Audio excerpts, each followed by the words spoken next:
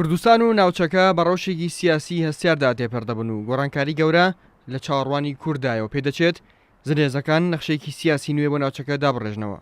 لەبەرەم هۆکارانە کۆنگرەی نەتەوەی کوردستان کەنەکە بانگەوازی سەرجەملایەنە سیاسەکان و کەسایەتیەکانی هەر چوار پارچەی کوردستان دەکات کۆبوونەوەیەکی فراوان بۆ خۆ ئامادەکردن بۆم قۆناغە هەستیارە ساز بکەن.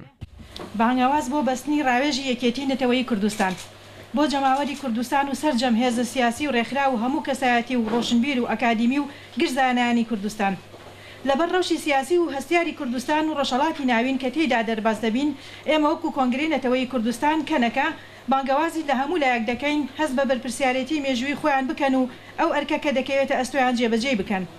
ئەمڕۆ هەموو گەلوونەتەوە و ئاین و مەسحەبەکانی کوردستان پێویستیان بە یەکێتی و یەکڕێزی و نەتەوایەتی و نیشتیمانی هەیە تاوەکو مێژووی کارەساتبار و ماڵوێرانی لەسەر کوردان دووبارە نەبێتەوە. کەنەکە بە پێویستی دەزانێت لە مانگی داهاتوودا بۆ ماوەی 2 تا 3 ڕۆژ لە باشووری کوردستان کۆبوونەوەی ڕاوێژی نەتەوەی ساز بکات و هەموو لایەک بە ئازادی و سەربەستی لەسەر استراتیجیەتی پرسی یەکێتی نەتەوەی کورد و کوردستان و بزاوی ڕزگاری کوردی ڕاوەستن و گرنگە گفتوگۆ بکەن دەربارەی یەکێتی و یەکڕێزی و ڕێککەوتنی کوردان. هەروەها گفتوگۆ لەسەر پاشەڕۆژ و چارەنووسی کوردان بکرێت.